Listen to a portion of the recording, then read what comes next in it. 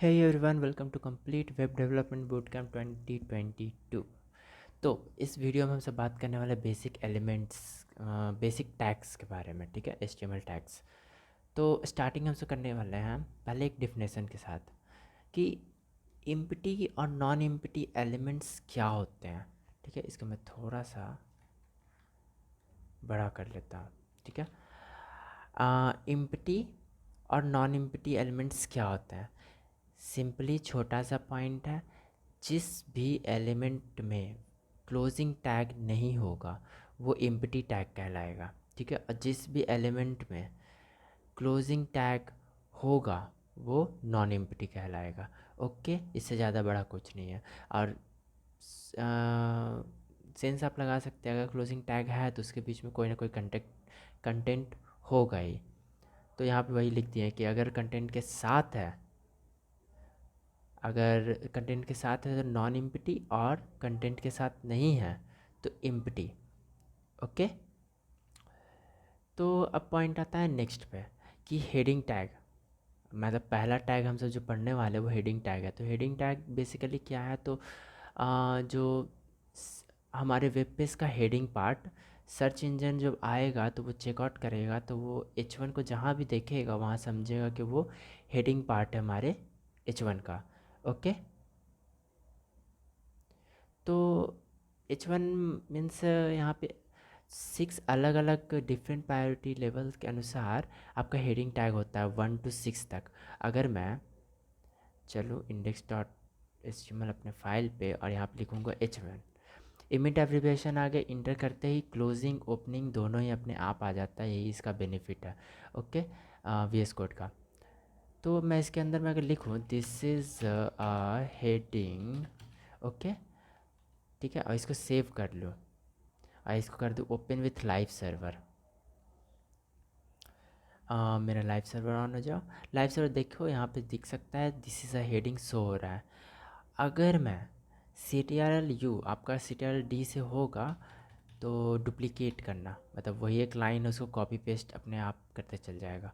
तो H2 इसमें कर देता हूँ, H3 इसमें कर लेता हूँ, H4, H5 और H6। ठीक है, तो यहाँ पे स्टार्टिंग में एलिमेंट में चेंजिंग किया तो एंडिंग भी एलिमेंट अपने आप चेंज हो गया था, क्योंकि एक एक्सटेंशन मैंने इंस्टॉल किया हुआ है, आपको मैंने करा दिया था। अब मैं यहाँ से सेव करके अपने वापस साइट पे जाऊँ तो आप देख सकते हैं पहला वाला जो हेडिंग है वो ज़्यादा हाईलाइटेड है, यानी कि ये मेन हेडिंग है। और बाकी जितने भी वो सब हेडिंग्स हैं, इसका सब हेडिंग ये, अब इसका भी सब हेडिंग ये है, यानी सबका सब हेडिंग भी हो गया। तो उसी तरह से H6 तक जाता है ये। ओके, कभी भी कोई कंटेंट लिखने के लिए या कोई भी चीज़ को हाईलाइट करने के लिए H1 का यूज़ नहीं होता है। ओके, H1 सिर्फ हेडिंग पार्ट के लिए यूज़ होता है। नेक्स्ट हम सब बात करेंगे, तो नेक्स्ट आता है क्या, तो पैराग्राफ टैग।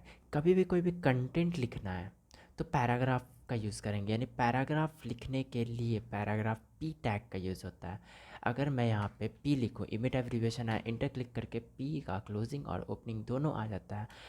एक छोटा सा ट्रिक, लॉरेम, अगर मैं लॉरेम 300 लिखता हूँ तो मुझे ये 300 वर्ड्स जनरेट करके दे देगा। ठीक है, अगर मैं सेव करूँ इसको और वापस जाऊँ अपने इस पे, तो आप देख सकते हैं 300 वर्ड्स मेरे जनरेट होके आ गए। ये पैराग्राफ है, ज़्यादा बड़ा नहीं है, पैराग्राफ सिंपली। बेसिक टैग्स में अगर नेक्स्ट में मैं आऊँ, तो अगर आपको अपने वेबसाइट में इमेज को इंसर्ट करना है तो इमेज टैग का यूज़ होता है। अब इसका सिंटेक्स क्या है, ये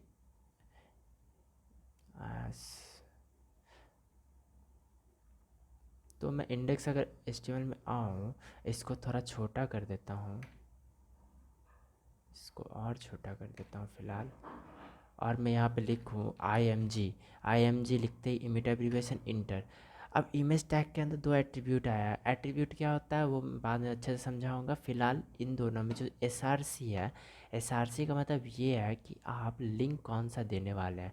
तो लिंक में क्या, इमेज का पाथ, अगर आप अपने लैपटॉप से ही डालना चाहते हैं तो आप इमेज का पाथ डालिए यहाँ पर। अगर आप ऑनलाइन कोई इमेज सर्च करना चाहते हैं, जैसे कि कोई मैं इमेज पे जाता हूँ, इमेज और इसके बुक्स पे नहीं, सॉरी, इमेज पे गया। अगर मान लेते ये इमेज मुझे पसंद आ रहा है, यहाँ पे आप देख सकते हैं कॉपी इमेज एड्रेस, उस पर क्लिक करके आप वापस आइए, यहाँ पे सोर्स पे कॉपी पेस्ट कर दीजिए। ये कुछ ज़्यादा ही बड़ा आ गया है, मैं कोई और इमेज ले लेता हूँ। वो इमेज का लिंक जो है ना वो बहुत ही बड़ा है, तो मैं अगर इसका कॉपी इमेज एड्रेस, इमेज, इसमें मैं पेस्ट, सॉरी, इसको पहले यहाँ पे पेस्ट कर देता हूँ। इसको सेव करके वापस अपने साइट पे जाऊँगा तो देखिए आपका इमेज आ चुका है। अब इसी इमेज में एक और एट्रीब्यूट आता है ALT। यहाँ पे अगर मैं लिखूँ दिस इज़ इमेज, ठीक है, तो अभी इसका कोई काम नहीं होता, कहीं पे आपको दिस इज़ इमेज नहीं दिख रहा है। लेकिन अगर इस आईडी मतलब इस लिंक में कोई प्रॉब्लम आ गई, जैसे कि ये प्रॉब्लम मैंने क्रिएट किया है कुछ लाइन्स हटाकर, तो आप देख सकते हैं यहाँ पे दिस इज़ इमेज लिखा हुआ दिख रहा है। मतलब इस अल्ट का काम क्या है कि अगर बाई चांस मेरे जो मतलब लिंक है उसमें कुछ प्रॉब्लम आ गया या उस लिंक को एक्सेस नहीं कर पा रहा है मेरा डॉक्यूमेंट, तब ये शो करेगा वो, ठीक है। ये इमेज टैग की बात हो गई। अब दूसरे टैग्स पे आए तो HR और BR होता है। CSS क्योंकि हम सब पढ़ने वाले हैं तो HR BR का टैग्स का यूज़ हम सब ना के बराबर करें, मतलब नहीं ही करेंगे, लेकिन फिर भी इसका मतलब क्या होता है। तो अगर मैं अपने साइट पे आपको दिखाऊं,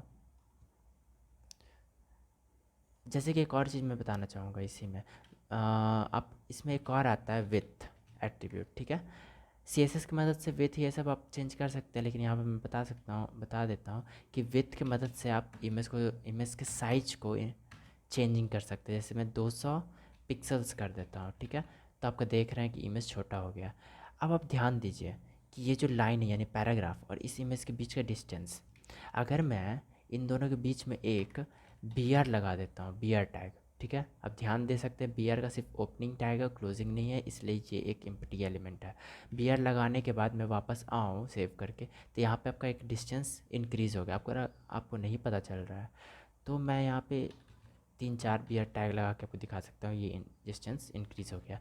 मीन्स BR का काम क्या है, लाइन को ब्रेक करता है, ओके। मतलब सेकंड लाइन में पहुंचा देगा, या अगर सेकंड लाइन में ऑलरेडी है तो उसके थर्ड लाइन में आपको लेके जाएगा। HR का क्या है, HR भी एक एम्प्टी एलिमेंट है, इसका सिर्फ स्टार्टिंग लिखा हुआ है, क्लोजिंग नहीं लिखा हुआ है। तो इसका काम ये है कि एक लाइन क्रिएट करेगा, आपको ऐसा कि दिख सकता है ये लाइन, यहाँ पे ये वाला लाइन दिख रहा होगा, तो इसका बस यही काम है, ठीक है। ये दोनों ही काम हम सब CSS की मदद से और औसम तरीके से हम सब कर सकते हैं, ठीक है। इसलिए ब्रेक और HR का यूज़ बहुत ही कम करने वाले, मतलब करेंगे ही नहीं, ओके। तो मैं वापस आता हूँ नेक्स्ट अपने पे। तो नेक्स्ट है BIU, मतलब बोल्ड, इटैलिक और अंडरलाइन टैग्स। इसका भी यूज़ हम सब नहीं करने वाले हैं, लेकिन बता देता हूँ कि इनका काम क्या है। अगर मैं इस पैराग्राफ टैग में यहाँ पे लॉरेम के बाद में अगर मैं यू लिखूँ और उसके अंदर मैं लिख देता हूँ this is this is an underlined text, okay. उसके बाद मैं लिख देता हूँ आई के लिए this is italic text, okay. इसके बाद मैं लिख देता हूँ बी के लिए दिस इज़ बोल्ड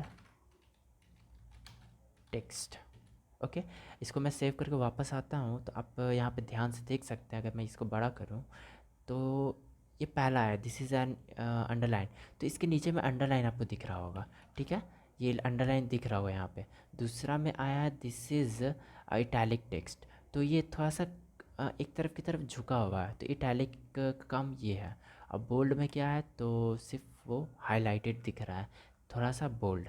ये तीनों ही काम हम सब के CSS की मदद से बहुत अच्छे वे से होगा, तो इन तीनों के टैग्स का भी यूज़ हम सब नहीं करने वाले, ओके। फिर आता है ULOL LI।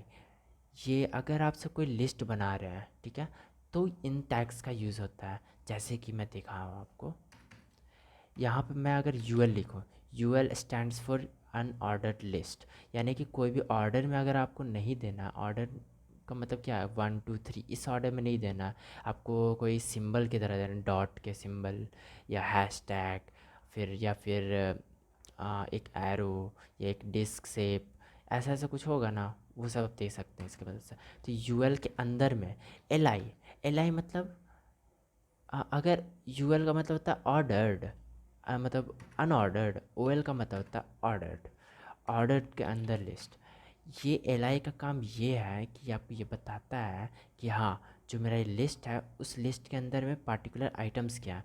तो मैं इसके अंदर मैं अगर लिख दूँ एप्पल, ठीक है, और इसी को मैं थोड़ा कर देता हूँ, ठीक है, एप्पल एप्पल एप्पल उतना ही मैं रहूँगा, और इसमें कर देता हूँ डॉग, ओके। इसको भी मैं कर दे रहा हूँ और सेव करके मैं वापस अपने यहाँ पे आऊँगा तो आप देख सकते हैं ये आ गया आपका ऑर्डर्ड लिस्ट और ये आपका आता है अनऑर्डर्ड लिस्ट।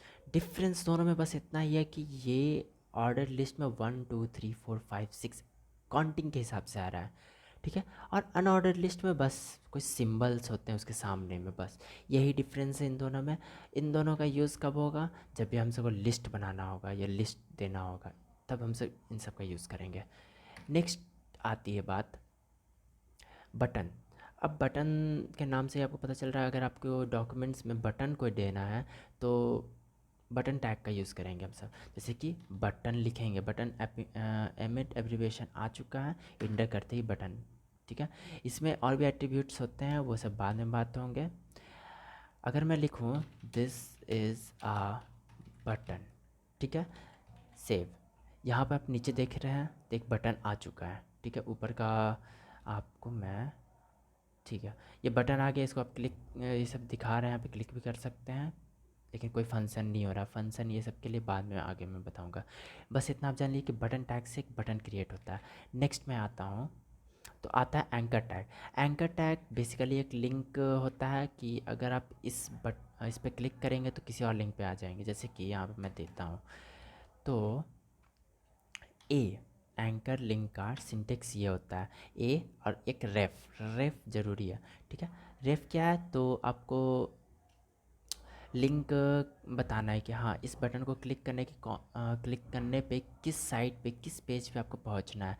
तो यहाँ पे मैं लिखता हूँ अगर क्लिक मी, ठीक है, और लिंक में दे देता हूँ www डॉट, या अपना साइट का नाम दे देता हूँ शिवम आइवम dot GitHub dot I O. क्या पता मैं स्पेलिंग मिस्टेक ना कर दूँ, क्योंकि बहुत ही अजीब अजीब रहता है। और यहाँ पे मैं दे देता हूँ वेंचर साइट,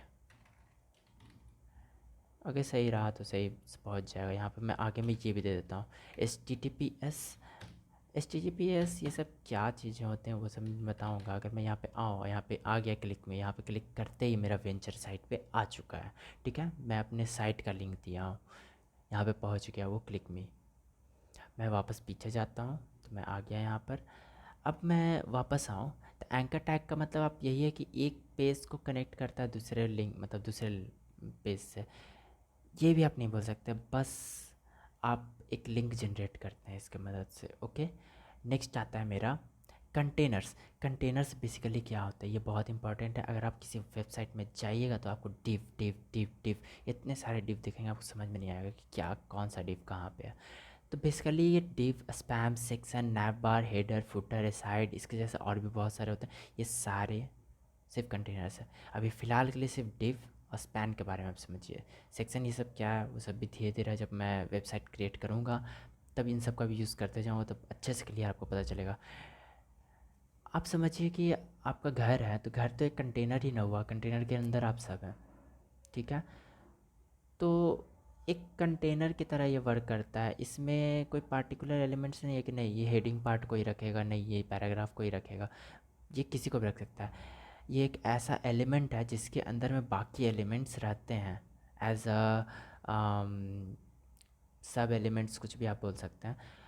इसका काम क्या हो गया, मतलब क्यों हम सब ऐसा करते हैं, कंटेनर के अंदर कंटेनर, कंटेनर के अंदर कंटेनर क्यों। तो जब सी एस एस या जावास्क्रिप्ट किया जाता है, मेन सी एस एस जब लिखा जाता है, तो ये काम करता है, हम सबको ये शो भी करता है कि नहीं ये पार्टिकुलर सेक्शन है, कि ये जो डिव है, अगर मैं ये एक पार्टिकुलर डिव बना है जिसमें मेरा नहीं बायोडेटा लिखा हुआ है, दूसरा डिव बना हुआ है जिसमें मैं H1 पैराग्राफ ये सब डाला हूँ, जिसके द्वारा मेरा क्रिएट हुआ है कि मैंने क्या क्या काम किया है। ठीक है, तो बेसिकली कंटेनर की तरह वर्क होता है। जब मैं साइट बनाऊंगा तो आपको समझ में और क्लियर आएगा कि डिव का कहाँ पे क्यों यूज़ हो रहा है। ठीक है, स्पैन भी एकदम सेम डिव की तरह ही है। फिर थोड़ा सा डिफरेंस इसमें आता है। फिर सेक्शन क्या होता है, तो सेक्शन भी एक कंटेनर है, बस ये बताता है कि ये पार्टिकुलर एक नया सेक्शन आ गया, ये सेक्शन आ गया, पेज का सेक्शंस है। नैव वर्क ऐसा कंटेनर है, तो इसमें नेविगेशन जो बाहर ऊपर में आता है उसको कंटेन करेगा। ये मतलब ऐसा बात नहीं है कि इसमें कुछ और भी डाल सकते हैं, कोई एरर नहीं देगा। लेकिन जब सर्च इंजन आपके वेबसाइट को देखने आएगा, ठीक है, वो एक तो ह्यूमन तो है नहीं, तो यही टैग्स को देखेगा। तो टैग्स में देखेगा नहीं यहाँ पे नैव बार है, मतलब इस कंटेनर के अंदर सिर्फ नेविगेशन के रिलेटेड सारे टैग्स का यूज़ किया गया होगा। फिर हेडर पार्ट, फिर फुटर, नीचे के सेक्शन साइड में आपको ऐसा ऐसा रहता है कि आपको कोई क्या बोल सकते हैं, साइट के कंटेंट्स नहीं होते हैं, जैसे एड्स वगैरह आ जाते हैं, तो उन सब के लिए कंटेनर्स एक अलग से बना देते हैं।